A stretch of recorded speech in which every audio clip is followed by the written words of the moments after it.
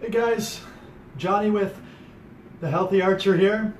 Just my first live broadcast from my, I guess, the business page side of things. I normally did it on my personal, so hopefully, this works.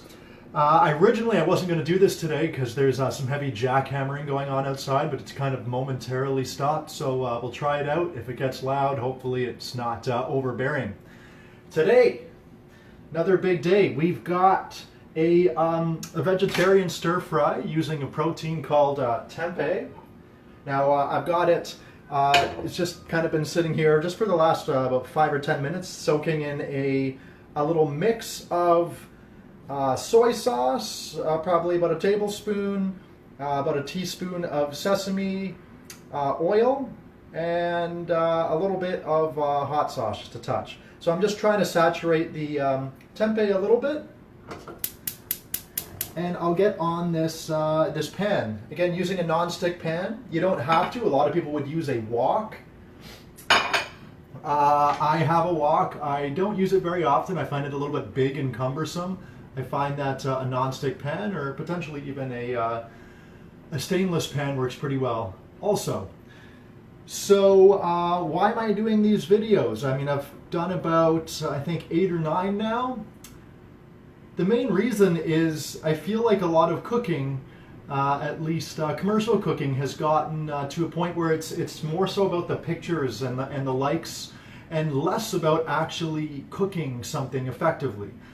I don't like to use recipes, with the exception of maybe what I did last week with the baking, because I think with baking you really should use weights and recipes.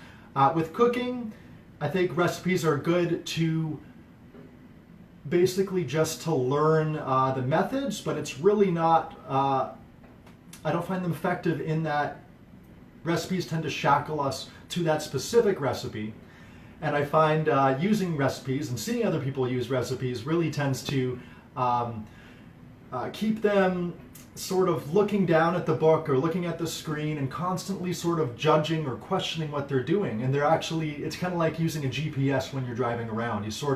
You don't really understand where you're going, you're just sort of blindly following. So, and that's the main thing. I just want to teach some practical cooking with you. I don't really use recipes. I have in the past.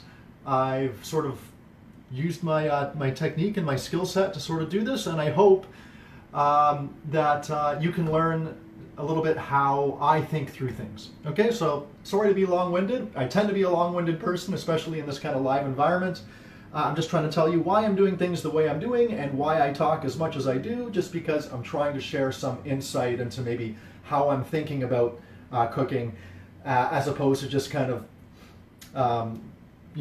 puking out some recipe at you, right? Because there's no shortage of recipes, but there is kind of a shortage of, I find, of people that are just willing to kind of get down and dirty and fail, and I'm willing to fail here. I may very well fail, but in failing, I try to look at what went wrong and then make modifications moving forward, okay? There we go. The pan is pretty much up to heat. Going to put just a little bit of oil, don't need very much, in the non-stick pan. First thing I'm going to do is I'm going to cook the tempeh. This is a good protein. It's like a good, it's a good meat substitute. It has a little bit of a meaty texture. It's made out of, normally it's made out of soybeans, so it's kind of like tofu, but does not have the same texture. I actually prefer tempeh much more so, and it's actually a healthier option in that the soybeans are sort of fermented before they get pressed into I guess what you'd call it, a cake or whatnot. So I just slice them thin, probably they're about a ½ inch, maybe about a 1/3 of an inch thick. And then all I'm going to do is I'm going to get a little brown going on them. I've got I've chopped up some cauliflower broccoli over here. I've got a carrot.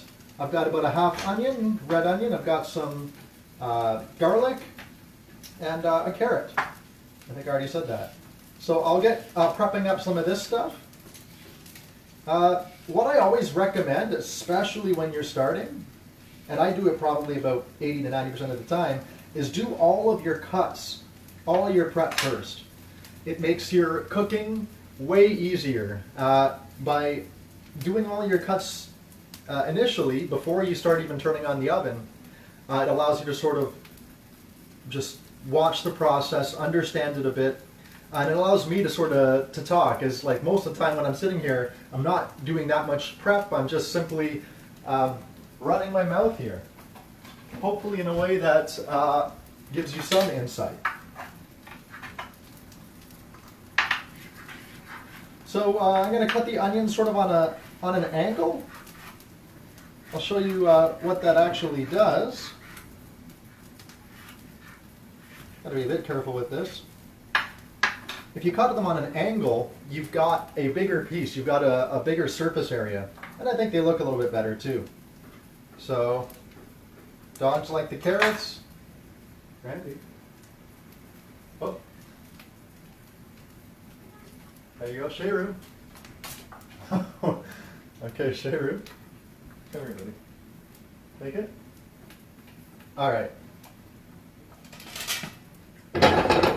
So whenever I'm kind of doing like a little bit of a fry, especially when I don't put a lot of oil in, I like to kind of move this around and get the oil on the bottom of the surface of whatever I'm cooking. Because sometimes, if with less oil, there's less surface from whatever you're cooking touching the pan, which means that it's not going to be cooking as fast, it's not going to get as much brown action going on, the caramelization, if you will. Yeah. Okay, so I'll start doing that. I got the carrots. I'm going to slice some onions.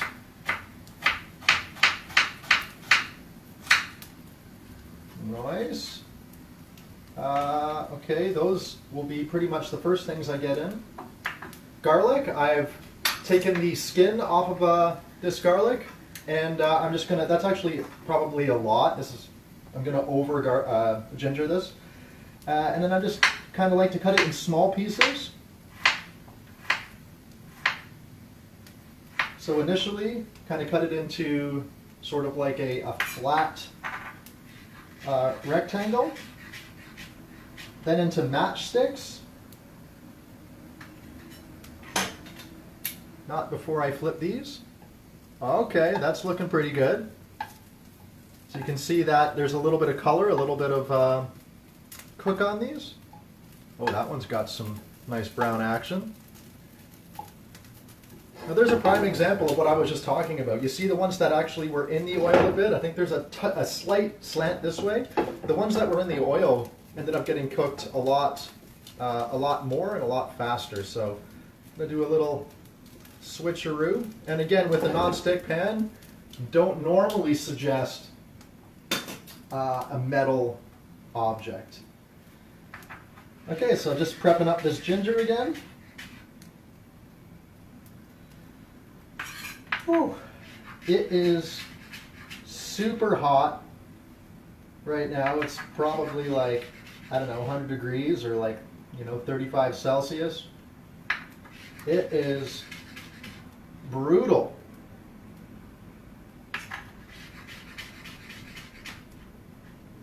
Again, if you do this all in advance, it takes the stress out of cooking. But again, I'm sort of trying to squeeze in between some of the jackhammering outside just so I can kind of release this today. And so I'm trying to sort of optimize my time. So once I create all these matchsticks, I probably should have done 2 piles, but let's see how it goes. Get them all going in the same direction, and then you cut them so that they're just tiny little, like a fine, it wouldn't be quite a, it's probably between like a dice and a mince. They're just tiny little squares. If you can't get them that small, you can always just run your knife over them again. Do some of that action.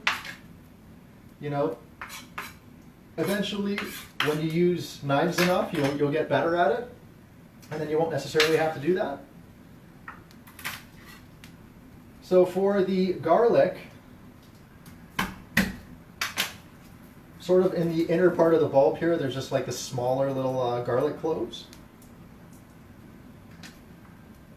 And I tend to add the garlic sort of towards the end because garlic has a real propensity to burn. And burnt garlic is not a very pleasant flavor. All right, just clearing the skins off of these. All right, I think that tempeh is good to go. Let me just do a quick cut on this garlic first. I'll do like garlic slices maybe.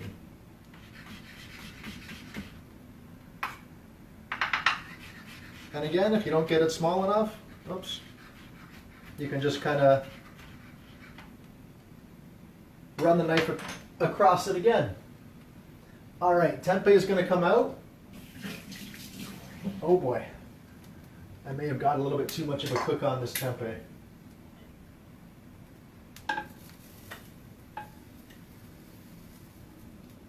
Okay, why don't I throw in everything at once? Well, it's going to crowd the pan. And when you crowd the pan, you have a tendency to steam things and not get them brown. Also, I can take off the whatever I'm cooking. You can do the same with chicken. If I had marinated chicken, I would do the same thing, or even just regular chicken. You can take it off when you get it to your doneness, or about 80% done, and then you add it back in at the very end. Alright, so I'm going to add a little bit of oil. Maybe, it's not quite a tablespoon. That is definitely up to temp. So I'm going to go, and again, well not again, but to let you know, I've got this on a pretty high temperature. Stir fries, you want to get high temperature as opposed to a low temperature that kind of gets all your vegetables soft. You're looking at getting it up to a pretty high temperature so that you can get a decent amount of caramelization on the vegetables, some brown action. And again, when I add the vegetables, I want to expose them to the surface of the pan. The more they have their own space in the pan, the more they're going to caramelize and the less steaming they actually get done. Again, nothing wrong with steaming if that's what you want, but the sign of a nice stir fry is normally when you see little brown bits on, whether it be the onions or the carrots or celery if you have it. Yeah. Okay, so I'm just going to get a little cook on that. Then I'm going to go in with the broccoli and cauliflower that I've cut fairly small. And I've already made a stir fry sauce here. Essentially, this is just about a little more than a half cup of water. I've got about 2 tablespoons, or about a tablespoon and a half of soy sauce. I've got about a teaspoon to 2 teaspoons of just white vinegar or rice vinegar. I've added a little bit of just a hot sauce, like Frank's Red Hot sauce, I believe. And about just a teaspoon, or a little bit more than a teaspoon of sugar. The sugar makes the consistency a little bit nice and adds a little bit of sweetness. And last but not least, the thickening agent, which is the cornstarch. So I have about a tablespoon of cornstarch, which is going to thicken it, and you'll see as soon as it hits the pan that it's going to thicken. So you can already see I'm getting some nice color on these veg. You can see the carrots are coming up brown. You can see the onions are coming up, not burnt, but got some good brown action going. All right, now I'm going to go in with these. Much in the same way, I want to expose these veggies to the pan. I want to get them right down onto the pan. I know maybe it looks like it's a little tedious and time consuming, but I'm going to let them sit on the pan for a good minute and let them get color. You don't have to agitate this all the time. You want to kind of let the veggies sit there, get some heat on them so that they can actually get up to that temperature that turns them brown. And trust me, it's going to make everything taste better. Okay, so literally I'm going to probably let them sit there for a minute. And then that will give the nice color, that will add the nice flavor. I'll do one more flip probably with the veggies. And then once I do 2 flips with these veggies, I'm going to add the sauce.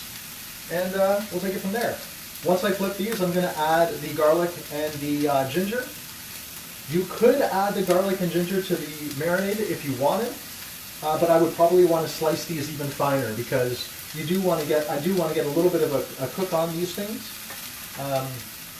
The ginger is probably, I don't know, just very, very small, maybe an 1/8 of an inch or a 1/16 of an inch thick.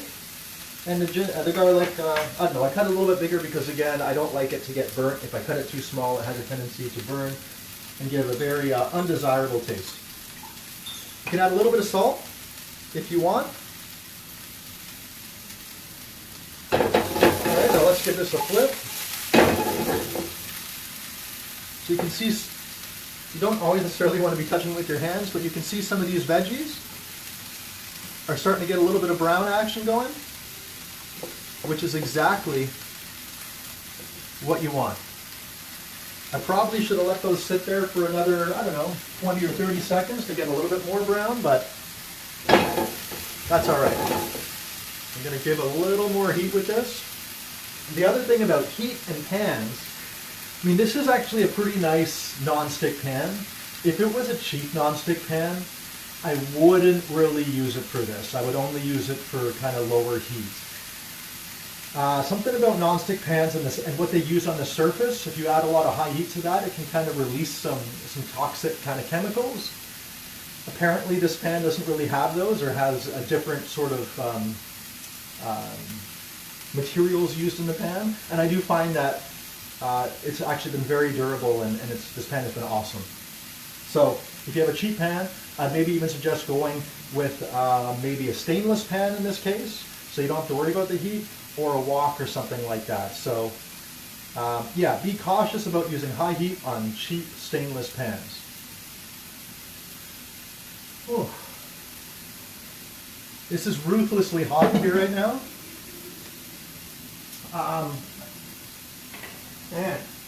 All right, let's give this another flip. Okay, now we're starting to get some nice color, and now I'm going to get in with the ginger and the garlic.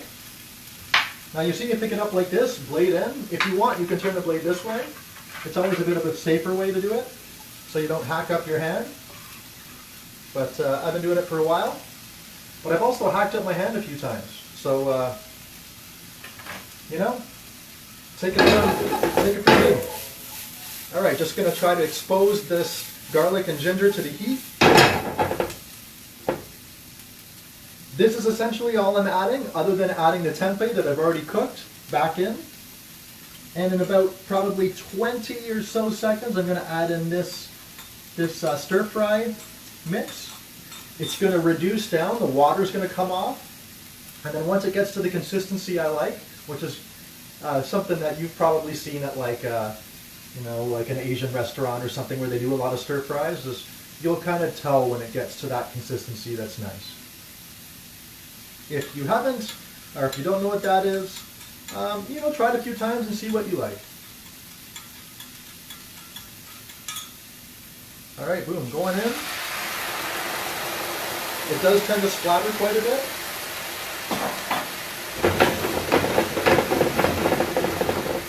Got a nice color. Now the cornstarch, you can I can tell when something has cornstarch. If you don't have cornstarch, you can use flour or maybe an arrowroot powder. But cornstarch is especially good for this application. It immediately sort of thickens up. You can tell by the way it's bubbling that it does have cornstarch or flour in it. If it was if we didn't add cornstarch, the end result would be very watery. There'd be nothing necessarily wrong with it. It just wouldn't have that nice sort of coat on everything.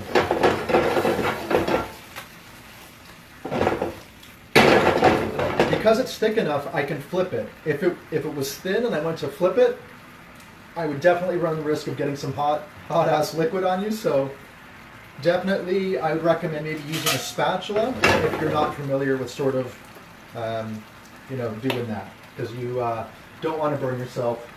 That is for sure. All right, bringing the tempeh back.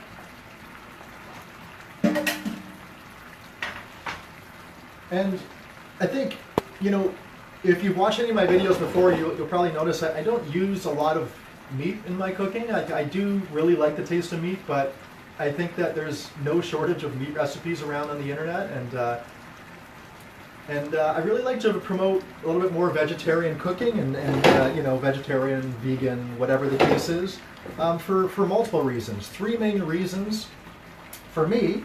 Number one is for health. There's definite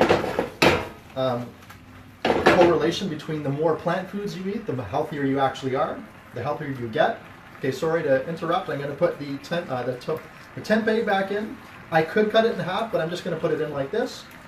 Get it all coated with the nice stir-fry sauce. So as you see, everything's got like a nice kind of glisten to it right now. This is pretty where I want it. I'm actually going to turn it off. So number one is health. Number two would be the environment.